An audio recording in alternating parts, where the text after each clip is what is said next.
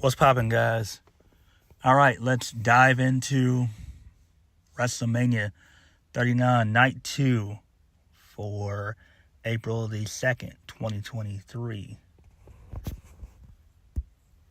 This show overall had weird and bizarre booking decisions, and it really didn't live up to the hype like Night 1 did. Night 1 absolutely delivered, and they hit a huge home run. Night 2, not so much. It just wasn't there because of the booking decisions. And we are going to get into those. So we kicked the show off with Miz and Snoop Dogg. They hype up the show and talk a little bit about Night 1, about Rhea winning the SmackDown Women's Championship. Miz tells Snoop to get it started. Snoop asks if we can fire it up. So then that leads us into the first match of the night. Brock Lesnar versus Omos. Brock Lesnar wins via the F5. This match was solid. I'm not going to hold you up. Omos did what he needed to do. Brock sold amazingly. Omos dominated the first 2.5, 3 minutes of the match. Then Brock came back, did 3 German suplexes. He tried to lift Omos up for an F5, but he couldn't. So he sold that very well. And then Omos went for the 2-hand choke slam. Brock reversed that into the F5, 1, 2, 3. So that was great. We got in, we got out. Kudos to both guys. Personally, I feel like this seems to be the last hurrah for Brock. I wouldn't be shocked that Brock's last WrestleMania will be at WrestleMania 40 next year. That's just the way I see it. But overall, the match was solid. And the crowd was into this. They were into it. Like when Brock F5'd them, the crowd popped pretty big. Moving on. The women's WrestleMania showcase Fatal 4-Way. Liv Morgan and Raquel Rodriguez versus Natalya and Shotzi versus Ronda Rousey and Shayna Baszler versus Chelsea Green and Sonya Deville.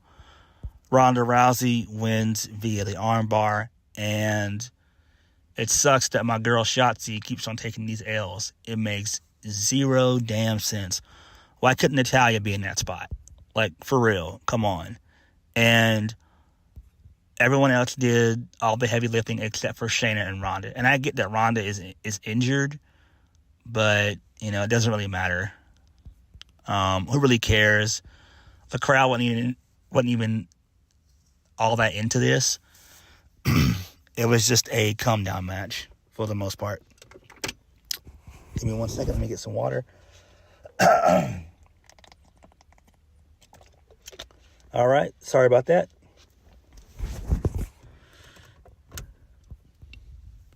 All right. So, Bobby Lashley, he's out next.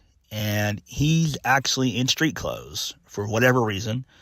So, he disposes with the Andre the Giant Memorial Battle Royal trophy. And that was it. That's all he does. I'm like, what the hell? This is some dumb shit. This is stupid. So Bobby Lashley just has no WrestleMania moment at all, period. Like, nothing. It makes zero sense. Stupid. This is one of the reasons why WrestleMania 39 Night 2 was not good. This is one of the reasons. So Xavier Woods, he's backstage with his up, down crew. And they simulated the WWE Intercontinental title match. in 2K23. Drew McIntyre won that one. Next, match of the night from a physical standpoint. One of the best matches of the weekend. The triple threat for the Intercontinental Championship. Sheamus versus Drew McIntyre versus Gunther. This match was amazing. And Titus O'Neil on commentary, he had me rolling. He said, if I see teeth coming my way, I'm calling the cops. I'm calling the cops. Really good stuff. So Ludwig Kaiser and Giovanni Vinci, they introduced Gunther on the stage. And like I said before, this match was physical. Chops everywhere. There are points in the match where Sheamus hit a couple bro kicks. Gunther kicked out. McIntyre kicked out. Claymore, same thing. Drew and Sheamus, they damn near killed each other with chops. Everyone's chest was beat red. It was like a bloody beat red. I'm like, damn. It was physical. Gunther did a massive lariat, almost taking the head off of Sheamus. He kicked out at 2. Then Sheamus does a Celtic cross off the top rope, and Gunther kicked out. And then towards the end of the match, Gunther comes in and he powerbombs Sheamus onto Drew, the back of Drew. I'm like, oh shit. And then Gunther does the powerbomb to Drew for the 1, 2, 3. And this was awesome. The crowd even chanted, this was awesome as well. This was tremendous. I love this. Go back and watch this match. Go back and watch it. It is phenomenal. I love it. Gunther is what's best for business. For real, this guy is a machine. He is a damn machine. Oh my God. Absolutely amazing. Next, Bianca Belair versus Asuka for the Raw Women's Championship. Asuka had a really good entrance coming in. And then Bianca, she comes out. There's a bunch of young dancers for her. They dance for a little bit. And then Bianca, she swings their hair with them. And they're called the Divas of Compton. They're a group. So, yeah, this match was solid here. For the most part, Asuka got in a lot of her strikes, a lot of her kicks in. There was one cool spot on the outside where Bianca hit a sit-out powerbomb on the outside. I thought that was it when she hit that. Asuka was able to lock in the arm bar. Bianca got out of that. She was able to get out of the Asuka lock as well. There was a one point in the match where Asuka did the mist, but it missed the referee. It missed Bianca, and it got on the referee's shirt. So towards the end of the match, Asuka locks in the arm bar again. She tries to go for the Asuka lock.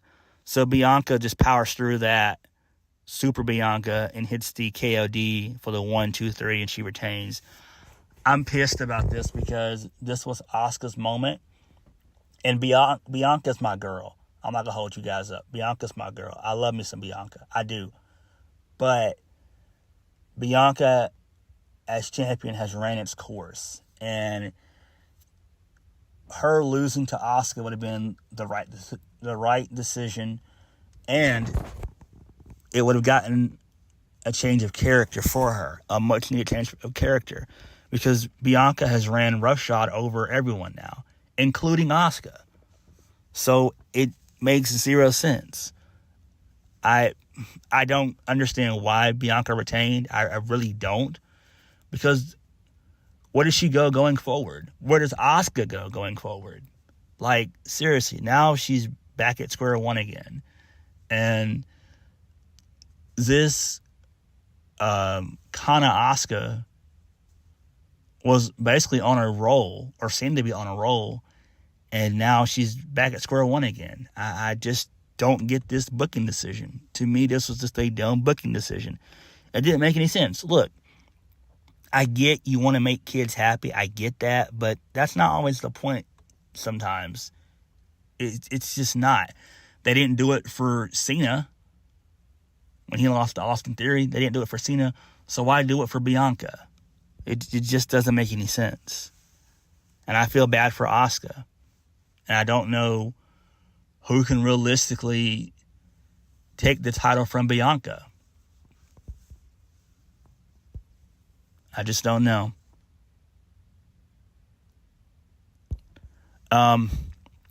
Moving on. So, Miz and Snoop Dogg, they're in the ring again. So, Miz announces the attendance for tonight. And it's 81,395. And then for the entire weekend, it was 161,892. So that was really cool right there for that. So Miz says he's not happy about being embarrassed. Snoop says his bad. So Miz gets a little bit angrier now. Miz says he doesn't go to Snoop's studio and treat him like that. That was funny. Miz says this is his WrestleMania. Snoop cuts him off and says he's wrong. He says, homeboy, this is our WrestleMania. It belongs to the city. Snoop goes on and introduces Shane McMahon, who comes out to a big pop. Snoop then says that Miz is in trouble. So Shane gets emotional. He thanks the fans, saying they don't know how much that reaction meant to him.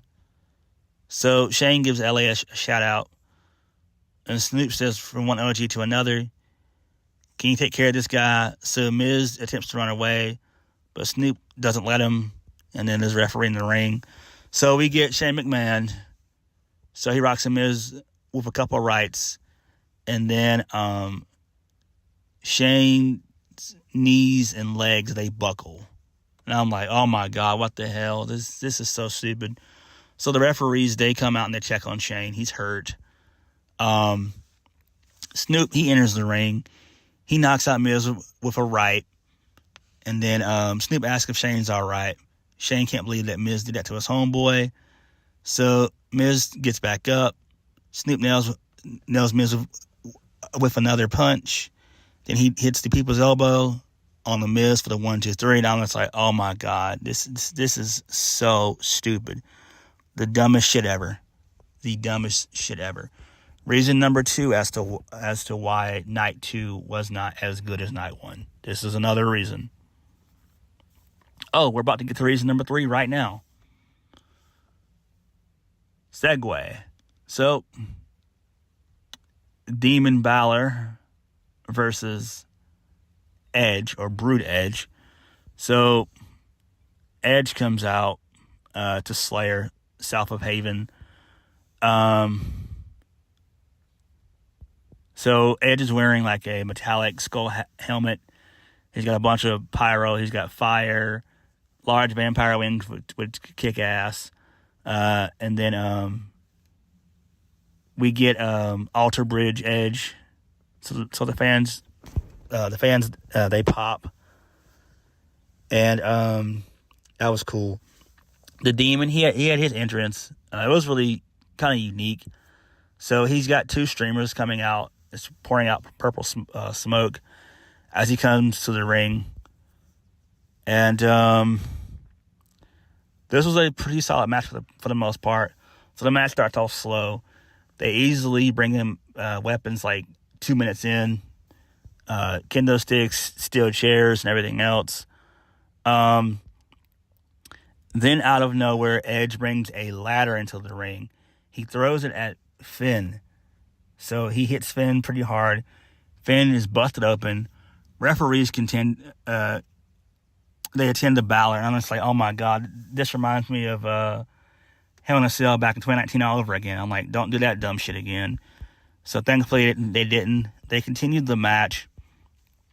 Balor hit a couple of swing blades. Edge, he did a execution off the ladder. That was great. That was a callback to when he faced Eddie on SmackDown all those years ago. That was a nice callback. I love that. So Balor, he gets on the middle part of the Hell in a Cell. He attempts to do the coup de grace. Edge moves out of the way. Balor crashes and burns through a table. Edge then grabs a chair. He does the concerto. And he beats Balor via the concerto. And I'm just like, oh my God, what in the absolute hell? This is so damn stupid. Another reason. The demon persona is officially done for. It's done for. He got embarrassed at Extreme Rules last year, and now he lost to Edge. And look, I love Edge. I do. But Balor needed to go over in this. This was another dumb booking decision. It doesn't make any damn sense. You can't justify this. How on earth can you justify it? It makes zero sense. I like Edge, but we all know that Edge is at the tail end of his career. But Balor needed this win. He needed it. It just doesn't make any sense. Moving on. So Kayla Braxton, she's backstage with Bianca Belair.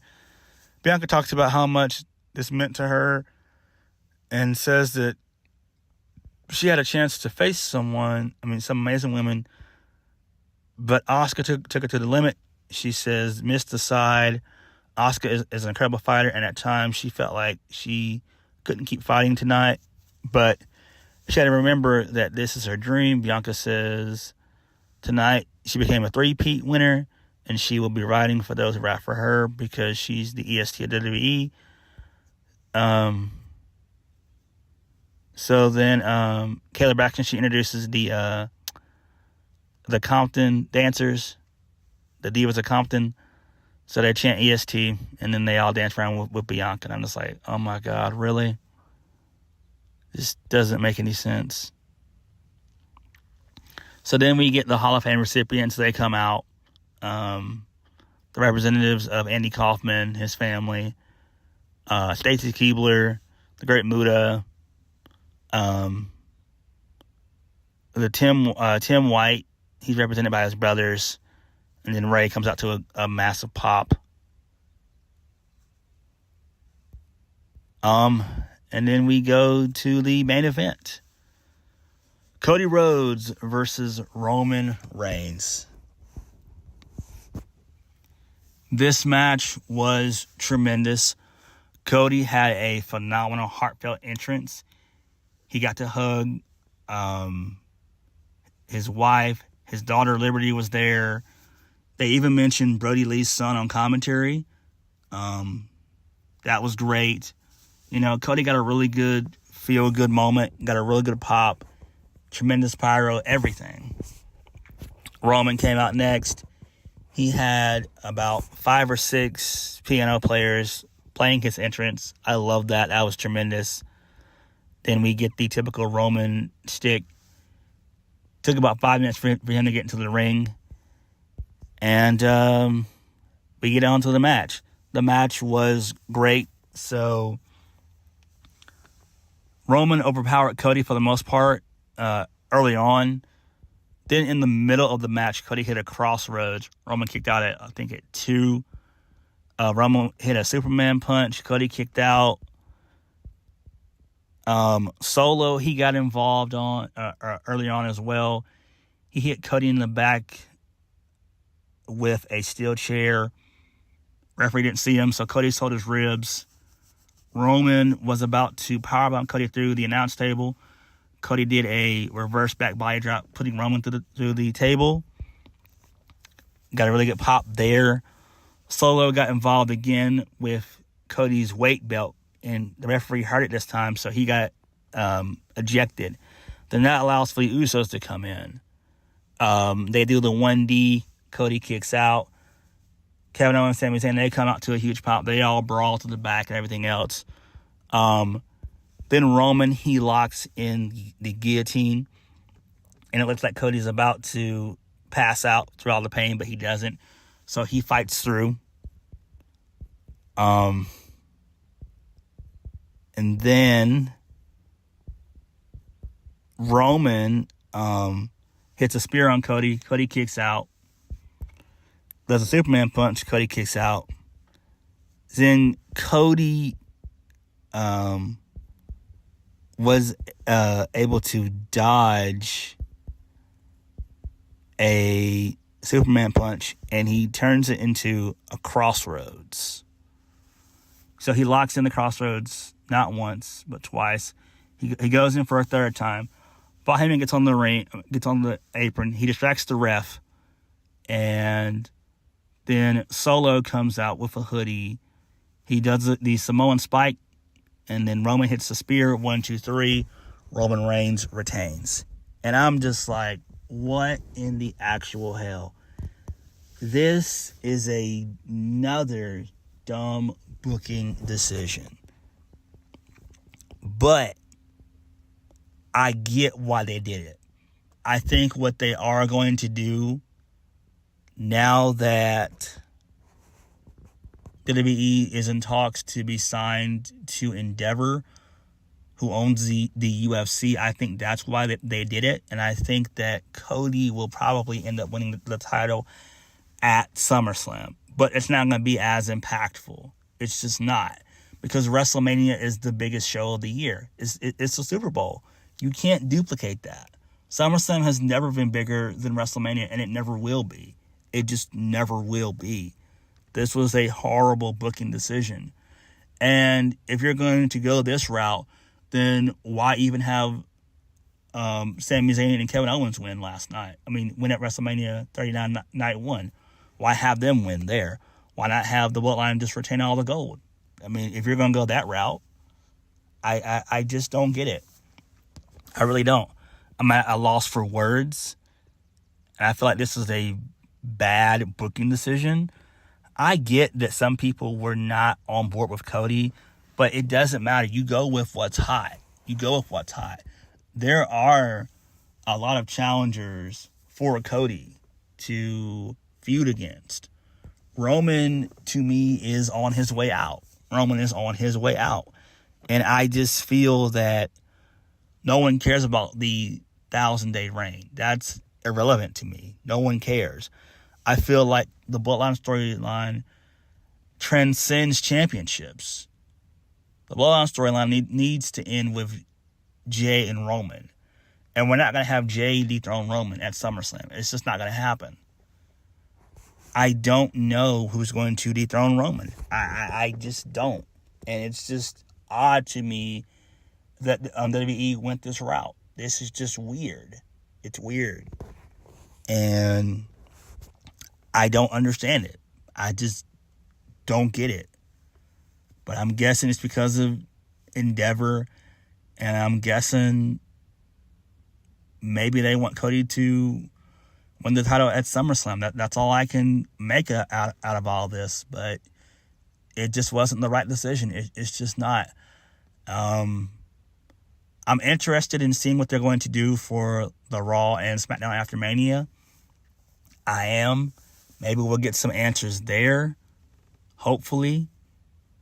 But I just feel that Bianca and Roman should have lost. It would have made the most sense. Same thing with Edge. He should have lost as well.